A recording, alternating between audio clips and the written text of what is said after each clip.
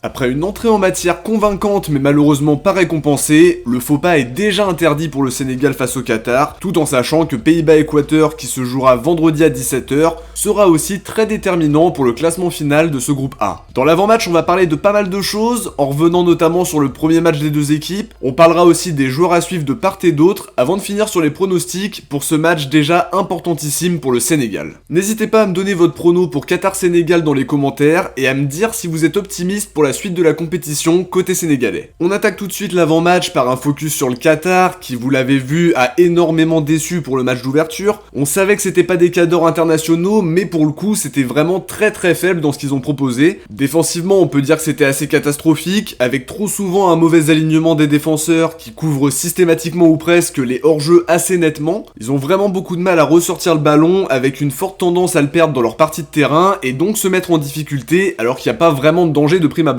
Ce qui est surtout ressorti du match contre l'Équateur, c'est que personne n'était serein ou presque. Je pense à la sortie catastrophique de leur gardien sur le but refusé, et un peu plus tard, c'est aussi lui qui fauche Valencia dans la surface. Dans le domaine aérien, ils sont aussi en grande difficulté, il y a eu beaucoup de situations de ce style-là. Le deuxième but de Valencia, il est aussi très libre d'ajuster, le but refusé aussi, et d'autres occasions comme ça. Dès que tu joues un ballon dans la surface, c'est dangereux parce qu'ils ont beaucoup de mal à gérer ça. Sur l'aspect athlétique, ils ont une longueur de retard, ça se voit. Sur la deuxième mi-temps, il n'y a pas eu non plus de sursaut d'orgueil pour impulser quelque chose. L'Équateur était dans la gestion et le Qatar n'a pas su installer un pressing pour essayer d'aller chercher la victoire. Il y a peut-être eu un peu de nervosité parce que c'est leur premier match dans un mondial, le niveau d'exigence est bien plus élevé que ce qu'ils connaissent habituellement, et en plus de ça, sur l'année 2022 en termes de préparation, mis à part le Chili et le Canada, l'adversité était pas forcément folle contre eux. Il y a eu pas mal d'années de préparation pour tenter de bien figurer, et on a vu à la tête des membres du staff que c'était pas ce qu'ils attendaient non plus. Il manque pas mal de choses à cette équipe, faudrait plus de discipline tactique, plus de qualité technique, aussi plus d'impact physique et athlétique. Ça fait pas mal de choses à améliorer et qui sont nécessaires si tu veux briller dans ce genre de compétition. Certaines équipes sont capables de jouer avec leur force et de créer la surprise. À aucun moment on a vu ça face à l'Équateur, et surtout on n'a pas vu énormément d'occasions côté Qatar, mis à part celle d'Al-Mouazzali qui s'était totalement ratée, mais il était hors jeu, donc c'est pas franchement une occasion non plus à proprement parler. En tout cas ils se sont fait bouger physiquement, ils ont semblé totalement perdus sur le terrain, et l'Équateur a su profiter de ça en étant tranchant offensivement, même si la défense du Qatar ne dégageait aucune sérénité, était pris à chaque fois dans les duels, dans la profondeur, et en laissant beaucoup trop d'espace aux Équatoriens. Sur le plan comptable, ils ont pas le choix, s'ils veulent espérer quelque chose, ils devront faire un résultat contre le Sénégal, même si sur le papier, évidemment, c'est très loin d'être évident, et ce qu'on a vu dimanche, ça conforte cette idée-là. Ils jouent à domicile, mais le soutien de leurs supporters, c'est très loin d'être incroyable, c'est peu de le dire. Ça s'annonce très dur pour eux, mais ils sont encore en course pour l'instant. Côté sénégalais, l'entrée en matière était convaincante si on regarde le contenu, et surtout le résultat, faut dire, il s'est joué à des détails. On pense tout de suite à Mendy qui rate sa sortie sur le premier but et qui fait une faute de main sur le deuxième. Ça se joue sur ce genre de choses et sur les occasions non concrétisées. Ça n'empêche que le Sénégal a posé des problèmes aux Pays-Bas, qui sont pour moi les grands favoris à la première place. Gros match sur le plan défensif, on pense à Abdou Diallo qui était très bon avant sa sortie. Même chose pour Kouyaté. D'ailleurs les nouvelles sont plutôt rassurantes pour Diallo qui devrait revenir rapidement, et Kouyaté sera lui probablement forfait pour le Qatar, mais devrait être disponible pour le match suivant. Ce qui est dommage, c'est que le match nul était un très bon résultat, et malheureusement ça bascule sur deux situations, alors que les Néerlandais n'ont pas cadré un tir et que le Sénégal avait fait un bon match dans la création d'occasions. Celle d'Ismaïla Sarr, la frappe de Boulaïdia aussi. Alors évidemment le plus important c'est de concrétiser, mais j'ai trouvé que les Lions avaient proposé pas mal de choses intéressantes, en étant capables d'aller embêter une grande équipe européenne quand même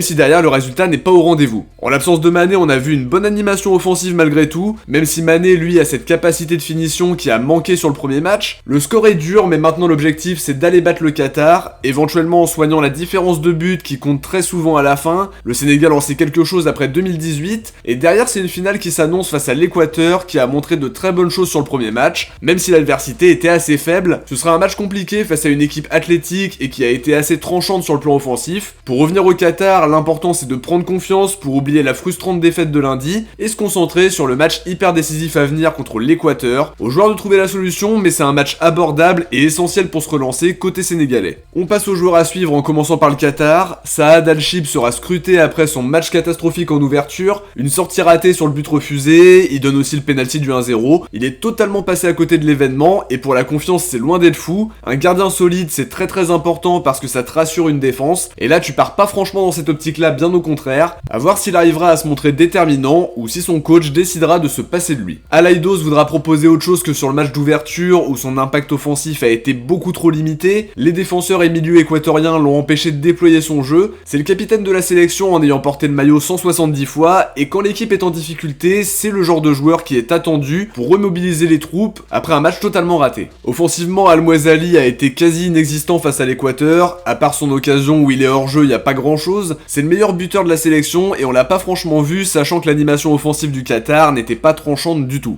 Côté sénégalais, Pape Bou Cissé sera peut-être à nouveau titulaire si Abdou Diallo n'est pas prêt à 100%, même si Aliou Cissé se voulait un peu plus rassurant là-dessus. Face à une défense du Qatar qui n'est pas hyper bien en place, il peut faire très mal sur coup de pied arrêté, ça peut être une bonne solution à moins que Diallo soit titulaire en défense centrale et que Jacobs débute à gauche. Sur le plan offensif, je vais dire Boulaye Dia qui peut vraiment se régaler contre la défense du Qatar, il laisse des espaces et vu la qualité technique des joueurs qui l'entourent, ça peut faire très mal. Dernier joueur à suivre chez les Lions de la Teranga avec un nouvel élément offensif, Ismail Assar qui a posé des soucis à la défense néerlandaise, il peut faire la différence et on l'a aussi vu pour l'Équateur, sur les côtés ils avaient quand même pas mal de liberté, s'ils soignent la finition ça peut faire très mal. On enchaîne maintenant sur les pronostics et pour le coup je suis assez optimiste pour le Sénégal même s'il faut toujours se méfier de la magie de la Coupe du Monde. J'ai aimé le contenu du match face aux Pays-Bas même si le résultat est pas au rendez-vous et à côté j'ai trouvé que le Sénégal était vraiment très faible sur le match d'ouverture, le rapport de force est clairement pour le Sénégal mais faut mettre les bons ingrédients, l'intensité, la précision dans les attaques, il y aura des espaces,